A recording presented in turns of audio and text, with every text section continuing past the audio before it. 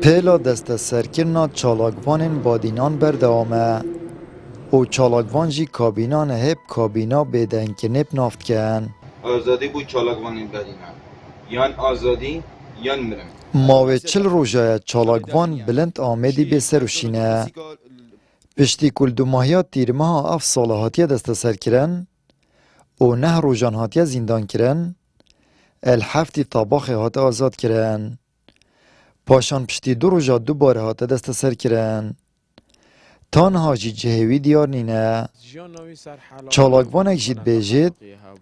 بلند سر رخنه گرتن و درست کرنا پارچه موزیک کش بوزیندانین بادینان هاتیه گرتن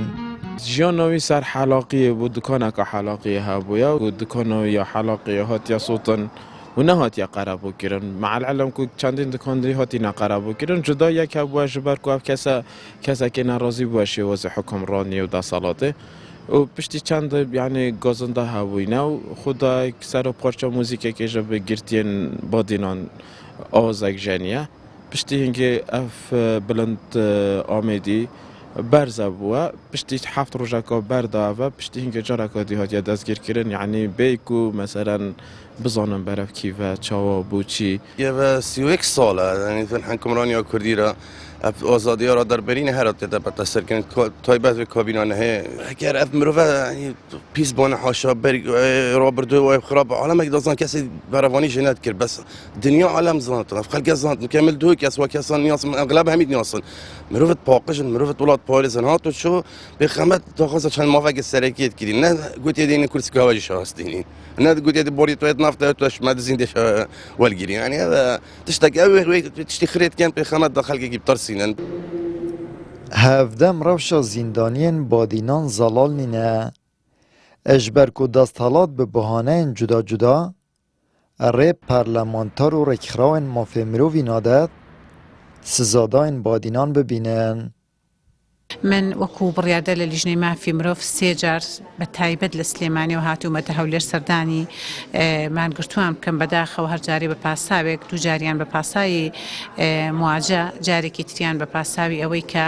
یەکێک لەو نەخۆشانە ڤایرۆسی جگەری هەیە و بابەرکەوتنی نەبێ و هەتا دوایی سەبارەت بە داواکاری گیراوانی بادینیان ئێمە لەو ڕۆژەوە بە بەردەوامی لەسەر خەت بووین و ئەو مافە یاسایی کە بە پێی یاسای ئوسولی محاکەماتی جەزایی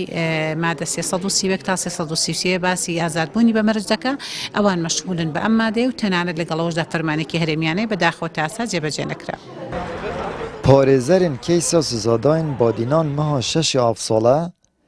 داخواز ئازادکردنا مەرجدار بوو چالاکوانên بادینان کرد لێ پاشگیرۆکردنeka zêde el şeşî vê mehê dadgeha ketina deşta Hewlêrê daxwaza wan red kir. Elema parêzeran jî biryara dadgehê temîz kir û parêzer û yasanaz jî twê bawerê dane durustkirina astangal hember azadkirina sizadayên badînan baştirîn belgeyek û ev keyse siyasî ye nezêdetir. Amed Brîfkanî, Kenalê Esmaniyê Peyam, Duhok.